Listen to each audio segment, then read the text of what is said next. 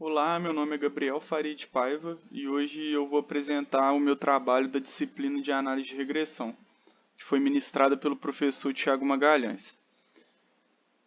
O tema aqui hoje é fatores determinantes do crescimento de canais no YouTube, onde eu utilizei uma análise de regressão para entender o que impulsiona o sucesso na plataforma do YouTube. Bom, um roteiro da apresentação aqui hoje, né? Para poder guiar a nossa discussão, eu estruturei da seguinte forma. Nós vamos começar, né, com a introdução ao problema, seguido pela descrição dos dados e também a descrição da metodologia. Depois nós vamos passar pela análise exploratória, ali as primeiras descobertas que a gente pode ter, né, e verificando a necessidade de transformação desses dados. Depois, vamos apresentar os resultados do modelo de regressão e também o diagnóstico desse modelo. E por fim, vamos trazer aqui as conclusões que tivemos com esse estudo. Bom, introduzindo um pouco do contexto, todos nós conhecemos o YouTube, né? Mas do ponto de vista estatístico, ele também é um ecossistema muito rico.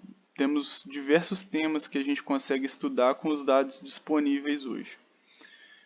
Então, o sucesso de um canal no YouTube ele é medido em inscritos. E esses inscritos não são distribuídos de forma igual. Muito pelo contrário.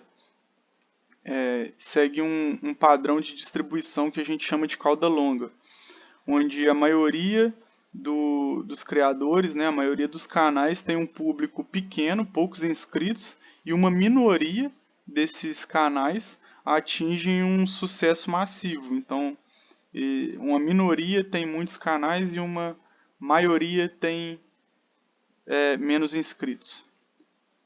Entender essa dinâmica, né, é o ponto de partida para o nosso trabalho aqui. E falando um pouco, né, sobre o problema. Então, o que levou, né, o que motivou essa pesquisa, né, foi entender quais características podemos medir em um canal que estão associadas ao número de inscritos. Para poder responder isso, o nosso objetivo é construir um modelo de regressão linear. E a ideia não é apenas prever o sucesso de um canal, mas principalmente interpretar os coeficientes desse modelo para poder entender quais que são as verdadeiras alavancas de crescimento de um canal no YouTube. Bom, falando um pouco do conjunto de dados, né? Dentre as variáveis e as métricas, né, que a gente tem disponível, eu selecionei 5 principais, que foi a nossa variável resposta, né, que é o que a gente quer explicar, que é o número de inscritos. E como variável preditor, eu usei o total de visualizações para poder medir o alcance, né? O número de vídeos publicados como uma medida de consistência desse canal. A idade do canal, né, o tempo que ele está ativo para poder controlar por esse fator de tempo.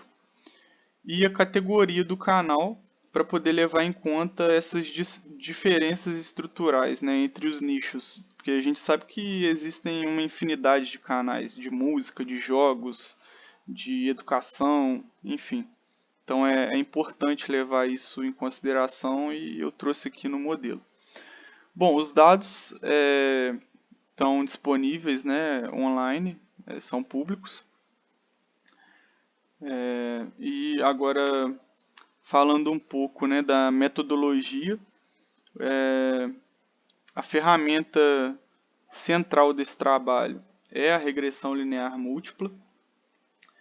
E essa equação, né, que vocês veem aí no slide, descreve a relação do que a gente está modelando. Então, como veremos, né, as variáveis precisam de uma transformação logarítmica para poder atender as premissas do modelo. E os coeficientes betas, né, foram estimados via método dos mínimos quadrados. E para avaliar esse modelo, utilizamos o teste F para significância global e os testes T para variável individualmente, para cada variável individualmente. Bom, na análise exploratória, né, que foi o primeiro passo, né, na prática desse trabalho, como esperado, né, como eu falei, o gráfico da esquerda mostra que o número de inscritos é extremamente assimétrico. Então, a grande maioria dos canais está concentrada nos valores baixos, e isso viola, né, uma das premissas do modelo de regressão. E para poder corrigir isso, a gente aplicou uma transformação logarítmica e ficou um pouco mais simétrico a distribuição, como a gente pode ver no gráfico da direita, que lembra até uma normal, assim, forçando um pouco, né? Que é o ideal, né, que a gente procura aqui para nossa análise. Para poder validar isso também, eu usei a técnica, o método de Box-Cox, para poder encontrar essa transformação ideal, e o gráfico do logaritmo da verossimilhança, para diferentes valores de lambda, né? Mostra que o valor ótimo encontrado foi muito próximo de zero, e o intervalo de confiança para esse valor, no intervalo de confiança de 95%, contém o zero, inclui o zero. Então isso dá uma forte justificativa para a gente poder usar a transformação logarítmica. Então ela é de fato apropriada para esses dados. Bom, analisando um pouco, né, das correlações, temos um dos primeiros grandes insights aí para o nosso trabalho, que é a correlação do log de uploads com o log de inscritos, né? Ele é muito forte, de 0,80. E a correlação também das visualizações com os inscritos, que é de 0,34, é uma correlação positiva, só que mais moderada, né? Então isso já sugere que o volume de conteúdo pode ser um fator mais importante do que a gente imagina. Aqui eu trouxe os resultados, né, do modelo. Ele foi ajustado com a base de dados completa, é uma base de dados bem grande. Tem quase 500 mil de observações. Na verdade, tem um pouco mais de 500 mil de observações. O teste F foi altamente significativo, indicando que o nosso modelo é útil. E o R quadrado ajustado foi de 0,746. Então, isso significa que o nosso modelo consegue explicar cerca de 75% da variabilidade do log do número de inscritos, que é um bom poder explicativo.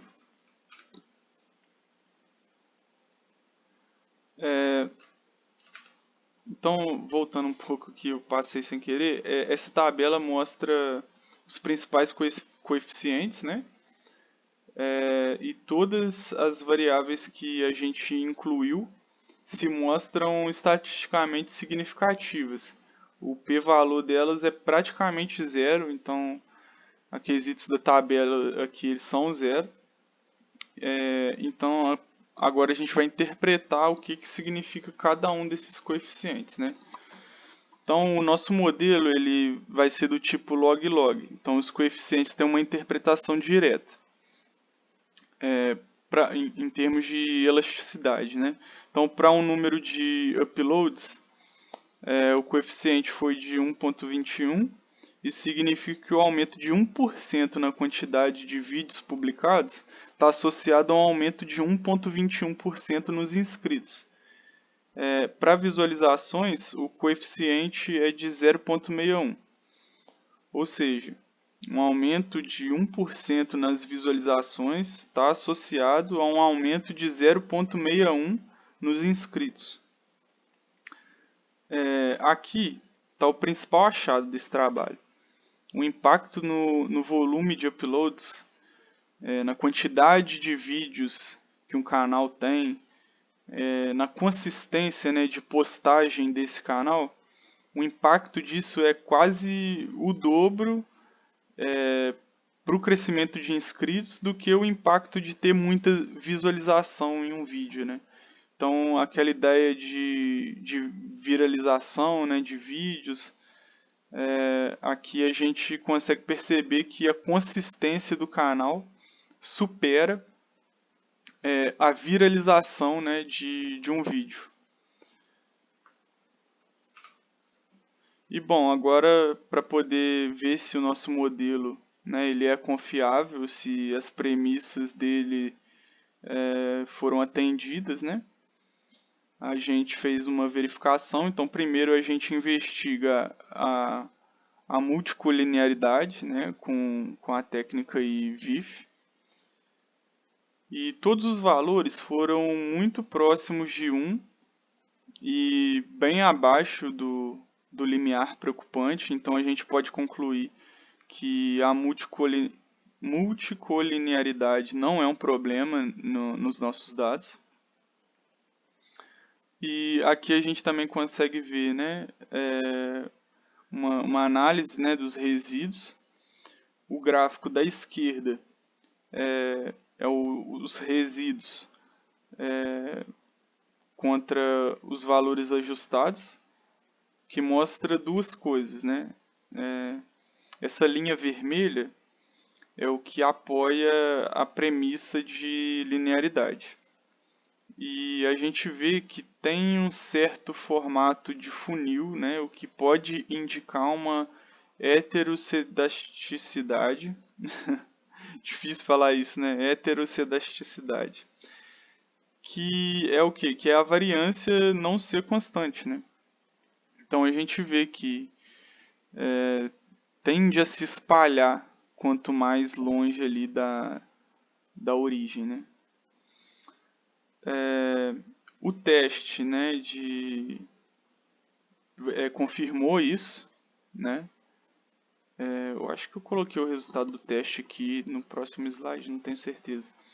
E o gráfico QQ, né, esse gráfico da direita, mostra alguns desvios ali da normalidade mais nas caudas, né? Mas como o nosso banco de dados é bem grande, pelo teorema do limite central, a gente tem a confiança de que isso vai seguir uma normal. Bom, aqui, né, um pouco do que eu falei, né? Aqui mostra, né, o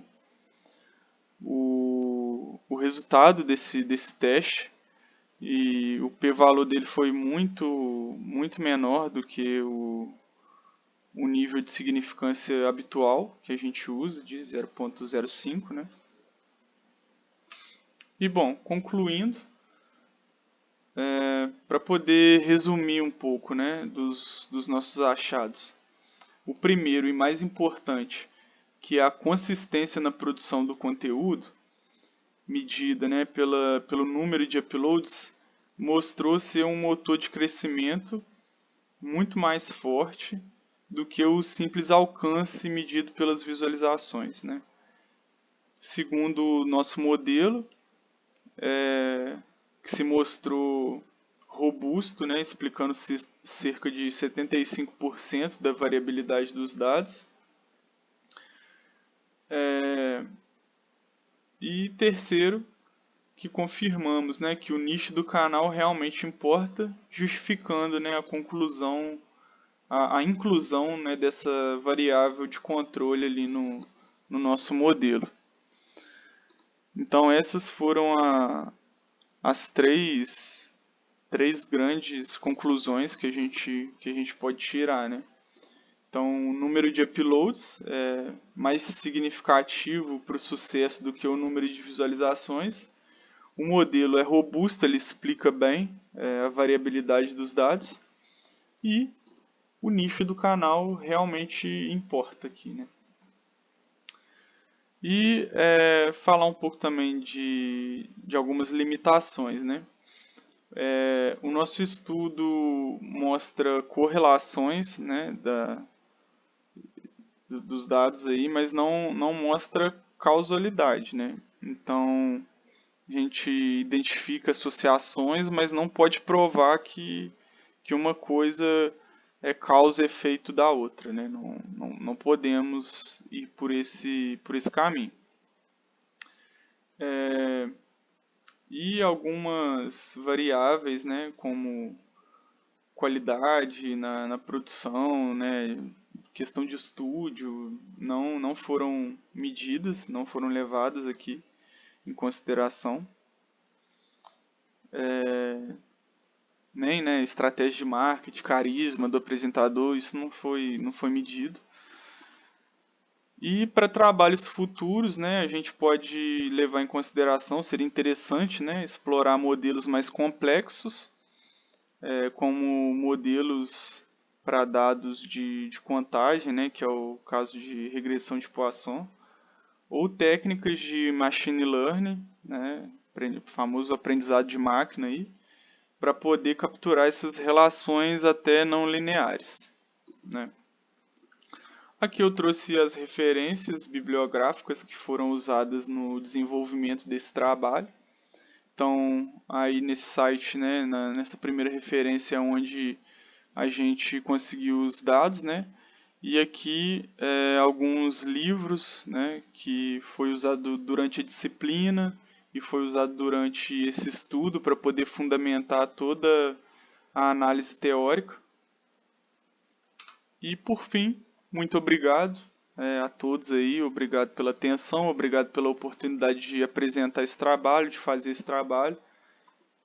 Foi muito engrandecedor aí em termos de aprendizado e fico à disposição para poder responder qualquer dúvida, qualquer pergunta que venha a ter aí com essa apresentação. Pode me mandar e-mail ou deixar aí nos comentários, né?